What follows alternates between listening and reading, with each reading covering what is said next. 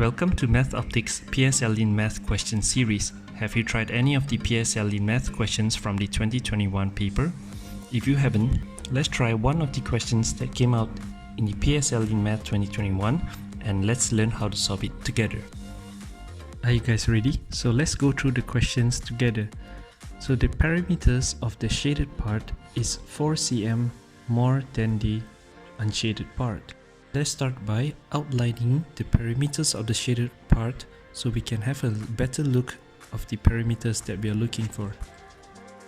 So we have 3 cm over here and followed by 2 cm, and next we have a 3 cm, next a 4 cm, followed by 7 cm, and followed by 8 cm, and next we have a vertical line over here which we don't know the length, and lastly we have a slanted line over here.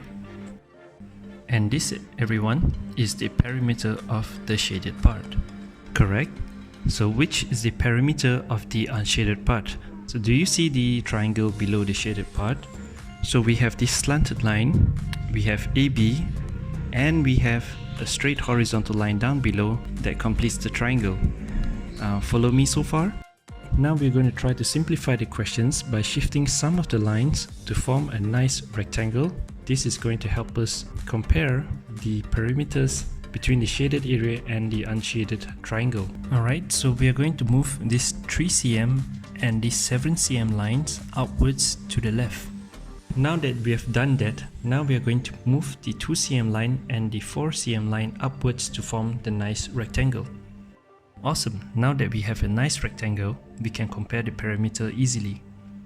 Alright, now that we try to compare the perimeters of the shaded and the unshaded part of this diagram, you will notice something quite interesting here. Do you notice that the unshaded part and also the shaded part shares the same slanted length? And also, do you notice that the length for the unshaded part down here is the same as the length as the shaded part up here? So knowing this information is going to help us to solve this question. This means that the difference in the perimeter which contributes to the 4 cm in the questions is going to depend on the green lines over here and over here with the orange line AB. Alright, so now how can we use this information to help us solve the questions of what is the length of AB? Now let's try to draw an orange line that has a similar length to A and B at the opposite side of the rectangle. We can then notice the difference in the perimeter between the shaded and the unshaded part has to come from the 2 extra green lines over here, correct? Since we know the length of these 2 green lines are the same and they both contribute to the extra 4 cm in perimeters, we can then calculate the length of each of these green line, correct? All we need to do to get the length of one green line is to divide 4 cm by 2, and we will get 2 cm. Do you follow so far? So now that we know that this part is 2 cm and we know that the entire part on the left is 13 cm, so we can easily calculate the length of AB, is that correct? So all we need to do is to take 13 cm and subtract with 2 cm, and we will get the final answer of 11 cm, and that will be the length of AB. So now there's a second part to these PSLE math questions, so let's try to solve that one as well. So the question is, what is the area of the shaded part? Now this question is likely to be easier than the previous part that we have just solved. How do we find out the area of the shaded part? Now what we can do to find the area of this shaded part is to divide this shape into 3 individual rectangles and calculate the total area of this shape and subtract it with the triangle that has AB in it. Do you follow me so far? Awesome, so let's start by calculating the total area of these rectangles first.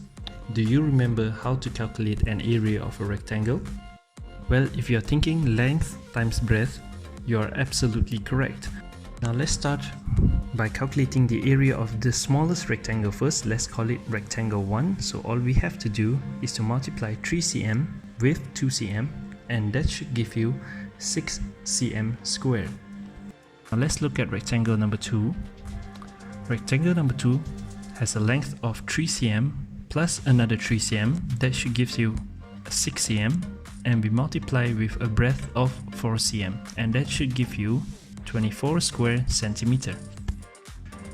Now let's look at area of rectangle number 3. So rectangle number 3 has a length of 3 cm plus another 3 cm and plus another 7 cm. That should give you a total length of 13 cm. And 13 cm we will multiply with a breadth of 8 cm, and that should give you a total area of 104 square centimeters. Do you follow so far? Alright, so now let's add up all the areas of these small rectangles to give us a total area of the shape that we wanted. So let's start with 6 square centimeters, add 24 square centimeters, and add with 104 square centimeters. And that should give us a final product of 134 square centimeters. Right, next, it's time to find the area of the triangle. Do you remember how to calculate an area of triangle? In order to calculate an area of triangle, all we have to do is to take half times with the base and times with the height. Now what is the base of this triangle? The base of this triangle is 2 cm plus 4 cm plus 8 cm, and that would give you a base of 14 centimeters. What is the height for this triangle? The height for this triangle is the answer that we got from the previous question, the length of AB, so which is 11 centimeters. Now we can calculate the area of this triangle by taking half, multiply with 14 centimeters and multiply with 11 centimeters. That will give us a total of 77 square centimeters. We're almost done with the entire questions. There's just one final step, so all we have to do is to take the area of these rectangles that we've calculated before, which is 134 square centimeters, and subtract with the area of the triangle, which is 77 square centimeters, and that would give us a final answer of 57 square centimeters. And there you have it. Now great job everybody, you have just learned how to solve a PSLE Math 2021 questions.